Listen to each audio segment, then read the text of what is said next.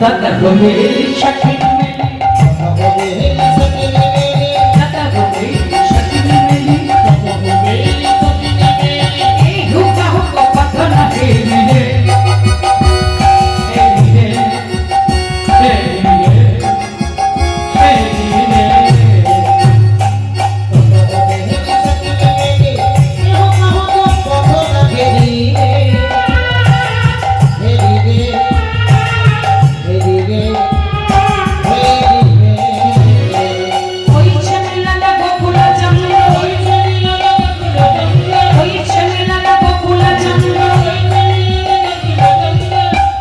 গোবিন্দ দাস বলনি রে, সবাই খেয়ে চলিল,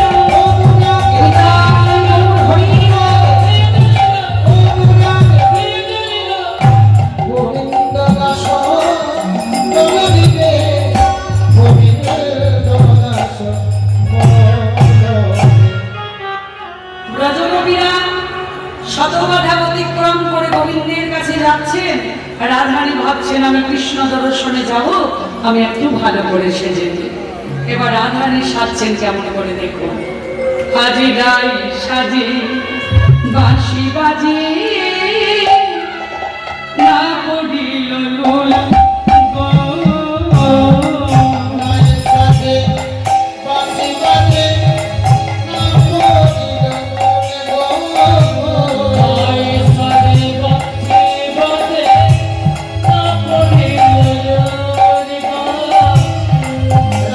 সাথে বাসি বাজে না পড়িল গো।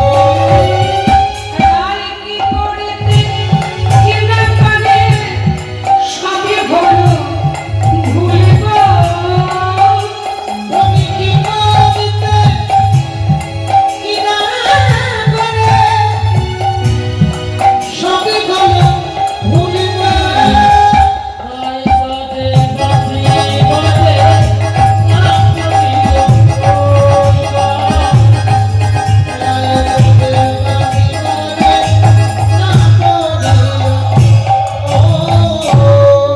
রাধারানী ভাবছেন কৃষ্ণ দর্শনে যাব, আমি একটু ভালো করে সেজে নিই। আবার সাজছেন কি করে দেখুন। চরণে কাজল পরে নয়নে আলতা গো,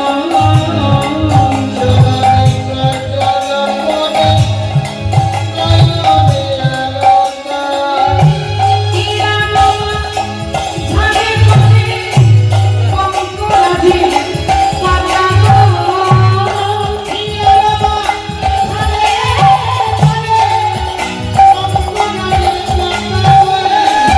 চরণে কাজল পরে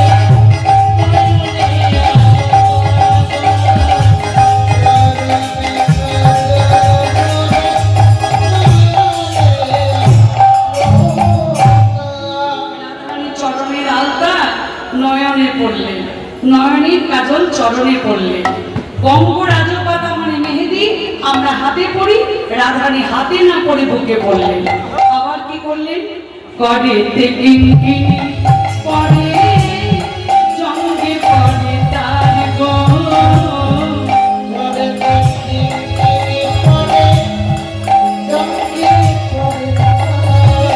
আজ পায়ে বাঁধে ফুলের মালা, না করবি চারি গো।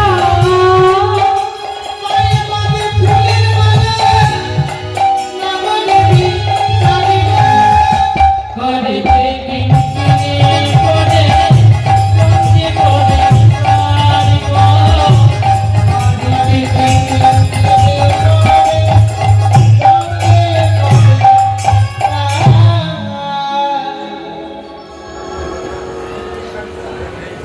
এবার রাধারানী ভাবছেন আমি কৃষ্ণ দর্শনে যাব, এবার ফুলের মালাগুলি চরণে জড়িয়েছে।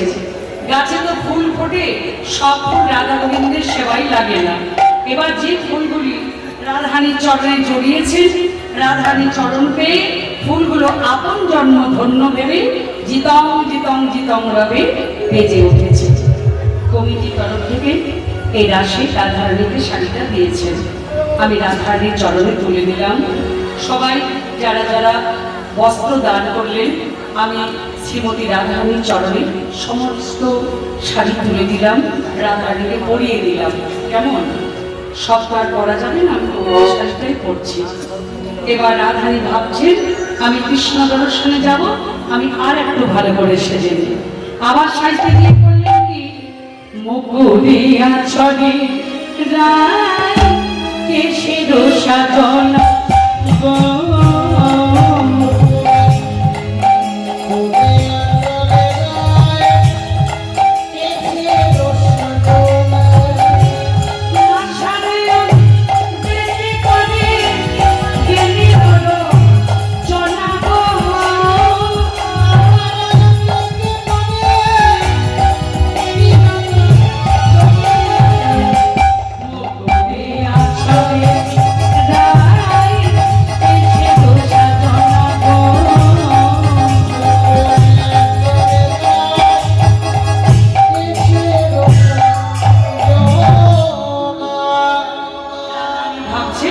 আমি কৃষ্ণ দর্শনে যাব, একটু ভালো করে সেজে নিই। তাহলে মুকুর মানে কি? মুকুর মানে আয়না। রাধারানী চিরুনিতে মুখ দেখছেন, আয়না দিয়ে চুল আঁচড়াচ্ছেন। আমরা বেনি বাঁধি পৃষ্ঠদেশে, রাধারানী বেনিখানি নাকের সোজায় ঝুলিয়ে দিই। এবার রাধারানী মনে মনে চিন্তা করলেন, বৃন্দাবনে যতটা পথ আমি যাব, আমি বেনি দেখে দেখে চলে যাব।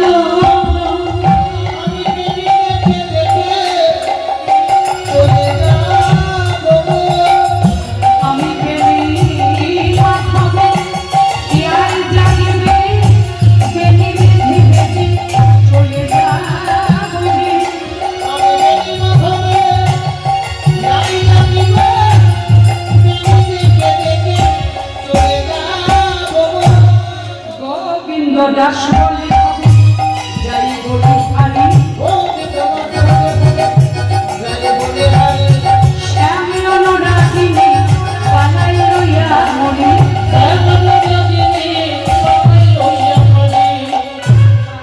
রাধারানী ভাবছেন আমি কৃষ্ণ দর্শনে যাব, একটু ভালো করে সেজে নিই। এবার রাধারানী সুন্দর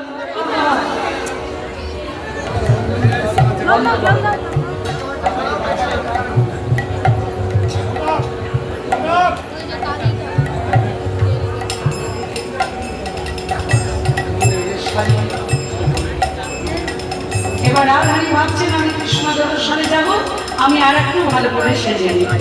এবার রাধারানী সুন্দর করে সাজলেন, সুন্দর করে সেজে সবাই করেছে কি গোবিন্দের সঙ্গে মিলিত হতে চলেছে। এবার যে যার পথে গেল, পথ কিন্তু একটাই। ও মায়েরা, যে যার পথে গেল, এখানে পথ কত হলো? পাঁচটি। পাঁচটি পথ হলো শাক্ত, শৈব, সৌর, জ্ঞানপত্য, বৈষ্ণব। শাক্ত করছেন শিবের উপাসনা, জ্ঞানপত্য করছেন গণেশের উপাসনা, আর বৈষ্ণব করছেন আমার গোবিন্দের উপাসনা। তাহলে এবার যে যাই পথে যান, পথ কিন্তু সেই একটা। সেই শ্মশান ঘাটে নিয়ে যাই বল হরি হরি বল, বল হরি হরি বল, বল হরি হরি বল। তার মানে গাছের গোড়াতে জল দিলে যেমন কাণ্ড ডালপালা তৃপ্তি পায়, প্রাণ রক্ষার জন্য আহার করলে আমাদের শরীরে ইন্দ্রিয়গুলো তৃপ্তি পায়, ভগবান কৃষ্ণচন্দ্রকে পুজো করলে সমস্ত দেবতারাই খুশি হন। তাহলে যে যার পথে গেল, সবাই গোবিন্দের সঙ্গে মিলিত হতে চলেছে। বিপিনে মিলনা গোপনারি হেরি হাসত মুরালি ধারি।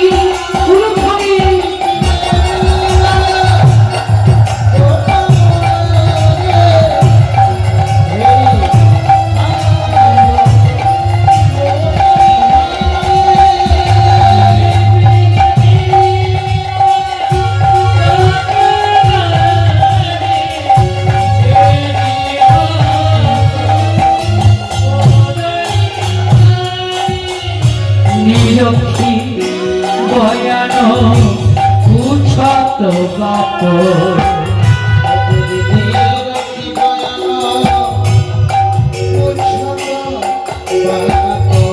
প্রেম সিন্ধু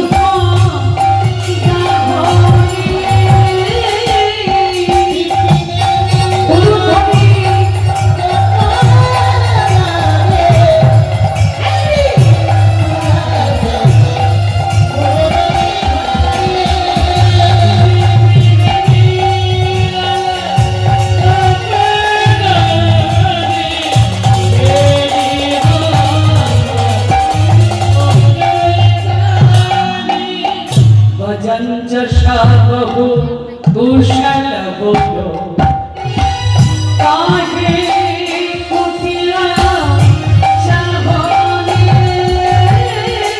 বিপিনে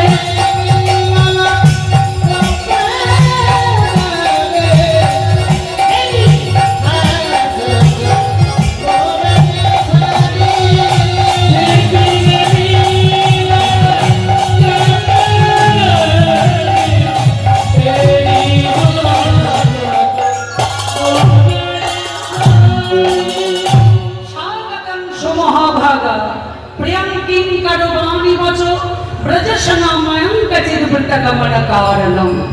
এসো এসো ব্রজগোপীগণ, আমি সবারই চোখে চোখ রেখে কথা বলার সুযোগ আমার হচ্ছে না। আমি তোমাদের প্রত্যেকের জন্য শুভ কামনা করি।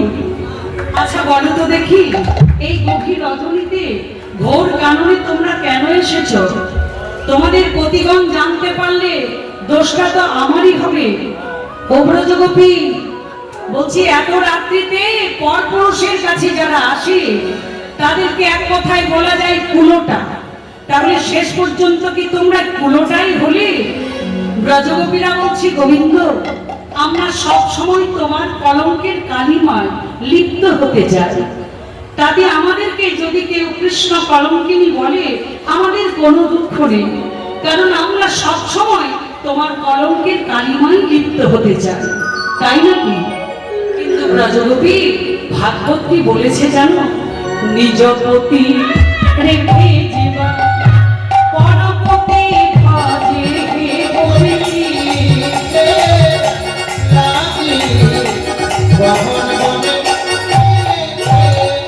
লক্ষ্মী সম হইলে আজি নরকে পড়িয়া কে গোপী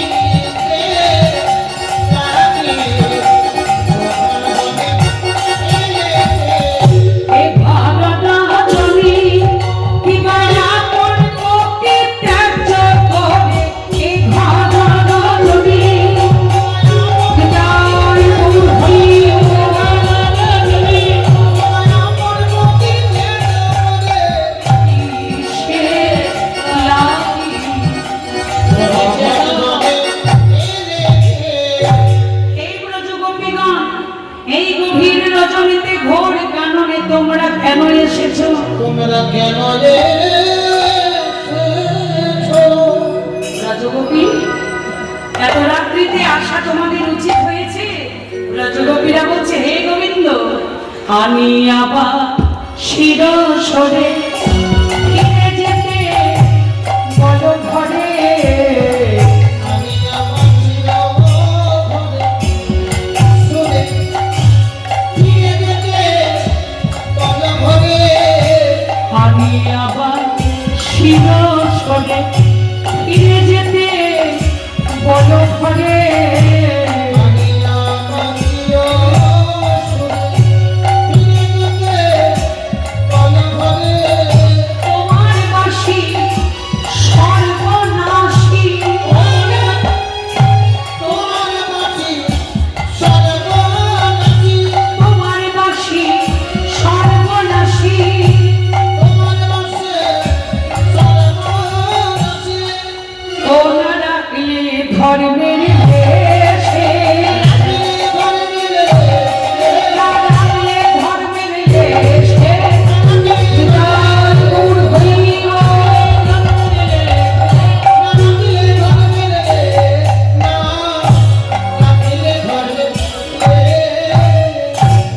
হে গোবিন্দ, বাঁশির স্বরে ঘর থেকে বনে টেনে এনে তুমি ধর্মের কথা শোনাচ্ছ।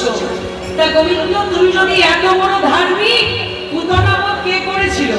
কালীয় দমন কে করেছিল? চোরের মুখে ধর্ম কথা মানাই না। ব্রজগোপী, আমি চোর? বলছে তুমি শুধু চোর নও গোবিন্দ, তুমি ব্রজের প্রসিদ্ধ নবনীত চৌরম। তুমি ব্রজগোপীদের মন চুরি করেছো, তাই নাকি? এইরকম রূঢ় ভাষায় এর আগে তো তোমরা কোনোদিন আমার সঙ্গে কথা বলনি।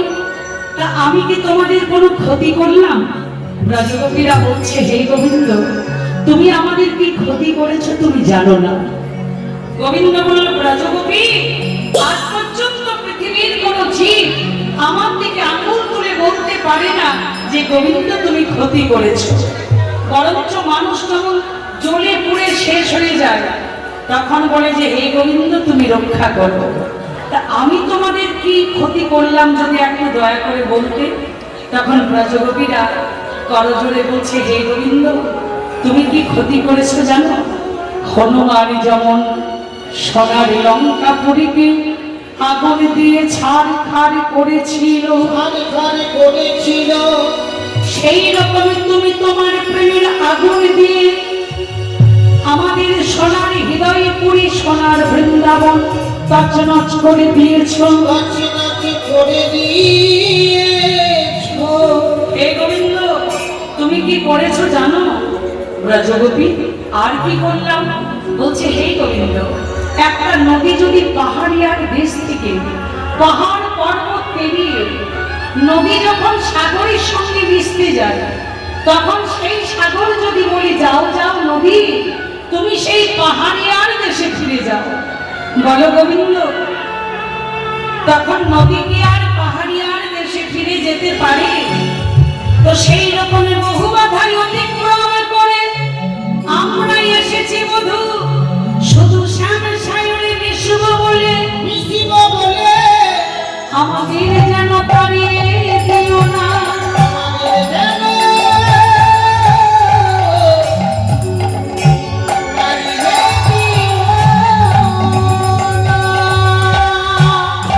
আমাদের যদি তাড়িয়ে দেবে বলো বলো আমরা কোথায় যাব?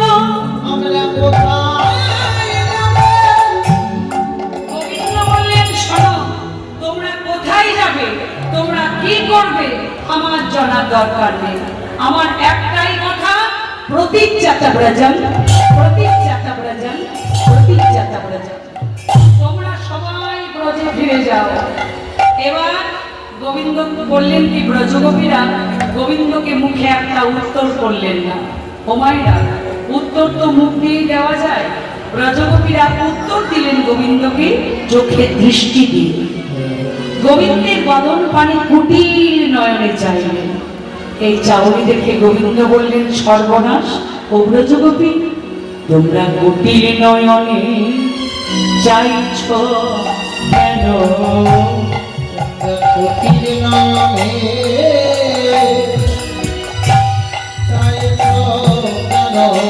তোমাদের ভাব তো কিছু বুঝতে নারী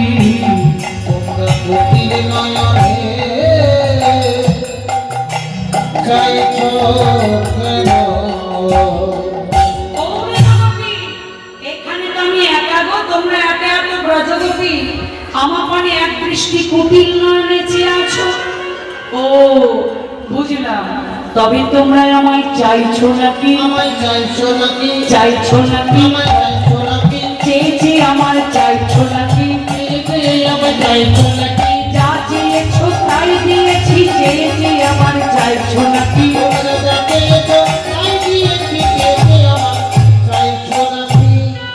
গোবিন্দ বললেন তোমরা যা চেয়েছো তাই দিয়েছি চেয়ে চেয়ে আমার চাইছো নাকি? এ কথা কেন বললেন? ও মাইরা ত্রেতা যুগ চলে যাচ্ছে কি চেয়েছিলেন কি পেলেন? ত্রেতা যুগ চলে যাচ্ছে দ্বাপর যুগ আসছে সেই সময় 16,000 মুনি ঋষি কি দেখতে পেলেন? একবার রামের মূর্তি দর্শন করলেন। এবার রামের মূর্তিটার পাশে অথরে মুরলী নিয়ে দাঁড়িয়েছিল আর একটা মূর্তি। তার 16,000 মুনি ঋষি যখন ওই অধরে মুরলী নিয়ে যে মূর্তিটা দর্শন করলো ভগবান কৃষ্ণচন্দ্রের কালো মূর্তিটা এত লোভনীয় ছিল দেখতে কালো কুচকুচে নয়ন দুটি লাল তিন অঙ্গ বাঁকা কিন্তু কি জানেন যে একবার নয়ন দিত গোবিন্দের রূপে সে আর নয়ন ফেরাতে পারত না। এবার 16,000 মুনি ঋষি রামরূপ দর্শন করলেন। রামের মূর্তিটার পাশেই অধরে মুরলী আর একটা রূপ দর্শন করলেন।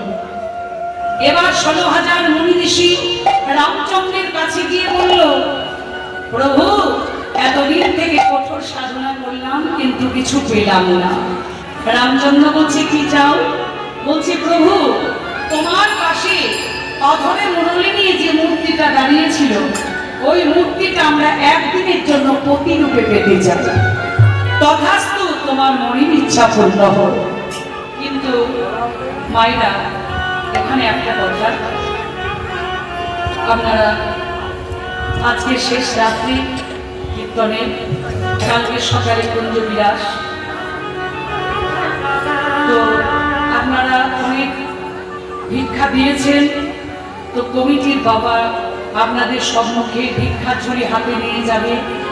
তো আমি অনুরোধ করব, যার যতটুকু সামর্থ্য ভিক্ষা দেবেন, কারণ দান কোনোদিন বিফলে যায় না, কিছু দিলে কিছু পাওয়া যায়। এই যে এত এত কীর্তনিয়াকে, রুচিসম্মত কীর্তনিয়াদেরকে আনা হয়েছে, রুচিসম্মত প্যান্ডেল, এত সুন্দর ব্যবস্থা, সেবার ব্যবস্থা, সব কিছু সুন্দর, অনেক অর্থের ব্যাপার। তো দেখুন, এটা আপনাদের মানে ভিক্ষায় একমাত্র সহযোগিতা, আপনাদের সহযোগিতা, কমিটির সম্বল। তাই আমি অনুরোধ করব, আপনাদের যার যতটুকু সামর্থ্য আপনারা ভিক্ষা দেবেন। কেমন? না দেওয়া করবেন না। দান কোনোদিন বিফলে যায় না, কিছু দিলে কিছু পাওয়া যায়। দ্রৌপদী গোবিন্দকে একটা অন্ন আর একটা শাক দিয়েছিলেন। যখন দ্রৌপদীর বস্ত্র হরণ হয়েছিল, গোবিন্দ দ্রৌপদীকে বস্ত্রের যোগান দিয়েছিলেন। তাহলে কিছু দিলেই কিছু পাওয়া যায়। ভগবানের শ্রীচরণে আপনাদের এই দান তোলা থাকবে। নিতাই গৌর হরি বল। হরি বল, হরি বল। আপনারা সবাই মুক্ত হস্তে দান করুন। প্রথম ভিক্ষাটা আমি দিচ্ছি।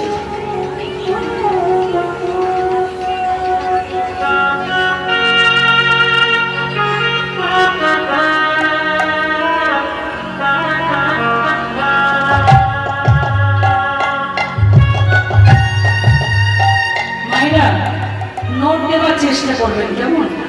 আমি তো প্রত্যেক আসলেই বলছি, কয়েন পয়সা দিলে ঠং ঠং শব্দ হবে, নোট দিলে শব্দ হবে না, কেমন? নোট দেবেন।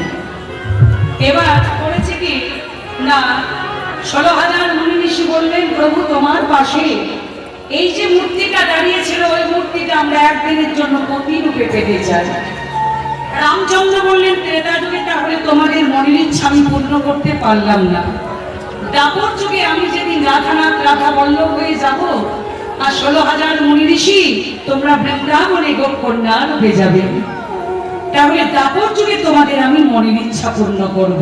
কিন্তু একটা কথা তোমাদের প্রত্যেকে জানা দরকার, তোমরা যখন অধরে মুরলি নিয়ে যে মূর্তিটাকে দর্শন করেছো, ওই মূর্তিটাকে তোমরা প্রতিরূপে পেতে চাইছো, কিন্তু কি জানো, দেখো, জগৎপতিকে পেতে গেলে জগৎ জননীকে ডাকতেই হয়। জগৎ জননীর কৃপা না পেলে তোমরা জগৎপতির কৃপা কোনোদিন পাবে না। তোমরা হবিষান্ন করো, কাত্তানি ব্রত করো। 16,000 মুনি ঋষি তারা কি করলেন? হবিষান্ন করলেন, কাত্তানি ব্রত করলেন। এবার যেদিন ব্রত উদযাপন করবেন, বালুকার উপর কাত্তানি মাকে নির্মাণ করলেন।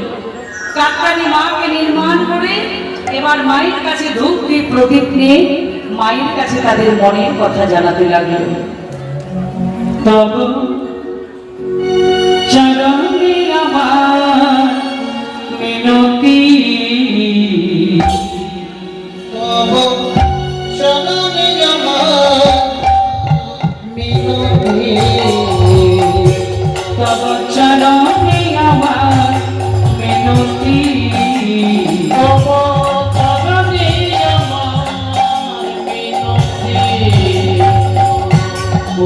পুত্র চাই না মা, চাই না রূপ জগৎ, অতি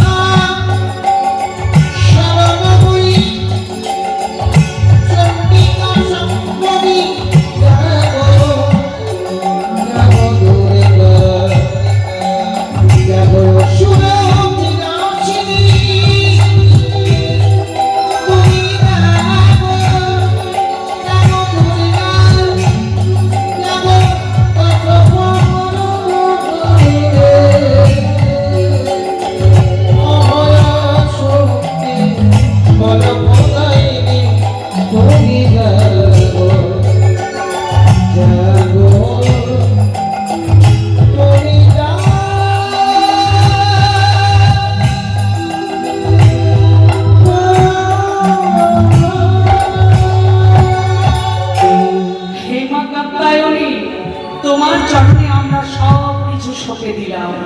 এর বিনিময়ে চাই মা, গোলকাধিপতি গোপীনাথকে একদিনের জন্য রাসমণ্ডলীতে পতি করে দাও। এবার 16,000 মণি ঋষি বৃন্দাবনে গোপকন্যা রূপে জন্মগ্রহণ করলেন, আর রামচন্দ্র দাপর যুগে রাধানাথ রাধাবল্লভ রূপে বৃন্দাবনে জন্মগ্রহণ করলেন। এবার করেছেন কি গোবিন্দ আমার সমস্ত ব্রজগোপীদেরকে, মানে রাসমঞ্চ সৃজন করবার আগে সমস্ত ব্রজগোপীদের পরীক্ষা করলেন। কি পরীক্ষা করলেন? বস্ত্রহরণ করলেন। বস্ত্রহরণ লীলা, যদি নিজের মধ্যে কিছু রেখেছি, তাই ব্রজগোপীরা করেছে কি, তারা তাদের বসনগুলো যমুনার তীরে রেখে তারা তাদের উত্তরীয়গুলোকে পড়ে ভগবানের চরণে তুলে দিলাম, রাধার চরণে তুলে দিয়েছি আমি। কেমন?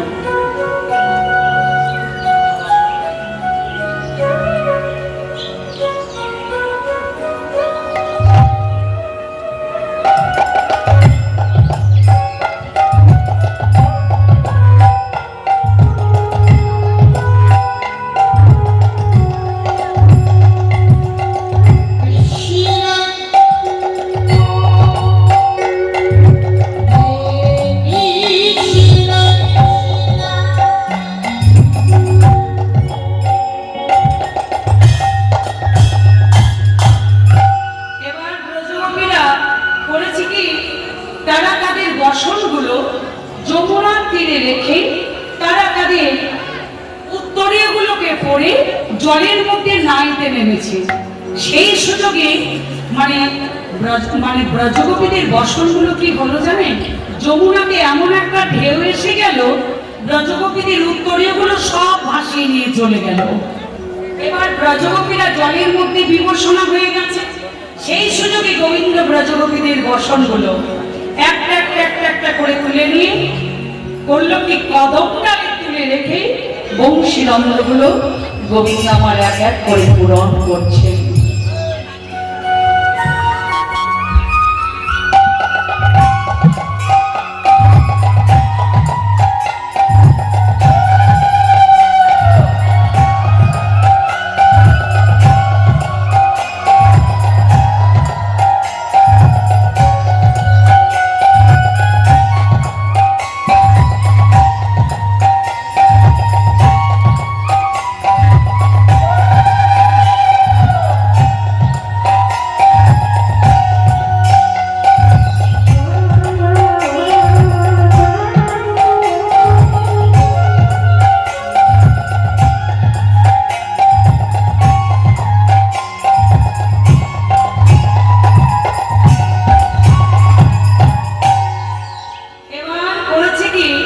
ব্রজগোপীরা বলছে, এই ললিতা, হ্যাঁ কোথায় যেন বাঁশির শব্দ হলো না?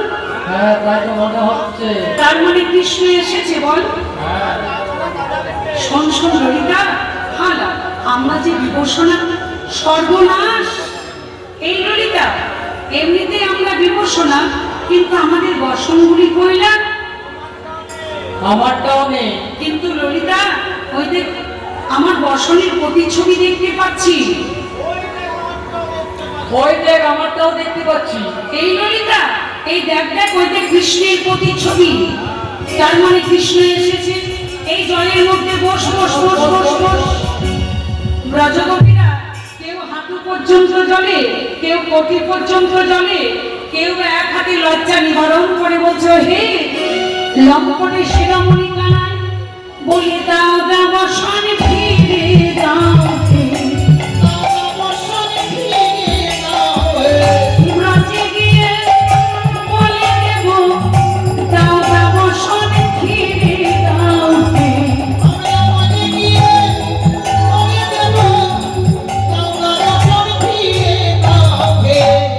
গোবিন্দ বলছে, ব্রজে গিয়ে বলে দেবে? কাকে বলবে? সকল ব্রজগোপীদেরকে বলবে। আর কাকে বলবে?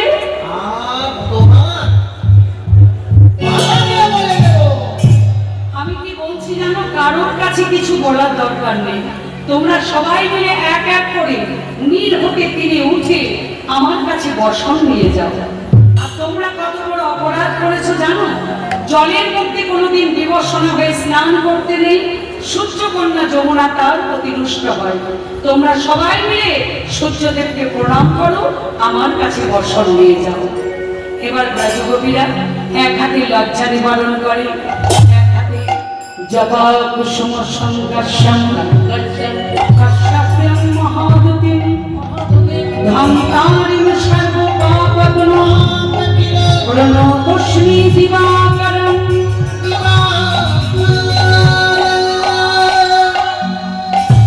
গোবিন্দ বলছে ছি ছি ছি ছি ছি ছি ছি।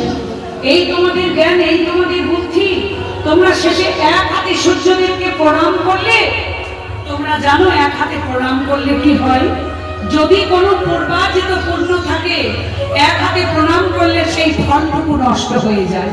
তোমরা দ্রৌপদীর কথা জানো না? গোবিন্দ বলতে চাইলেন দুহাত করে না ডাকলে আমি কাউকেই কৃপা করি না। তাই ব্রজগোপীরা দুটি বাহু তুলে বললেন কি, মায়েরা আপনারাও সবাই মিলে দুটি বাহু তুলে বলুন, হে নন্দের নন্দনা যশোদা জীবন হে দামোদর জয় শ্রী মাধব।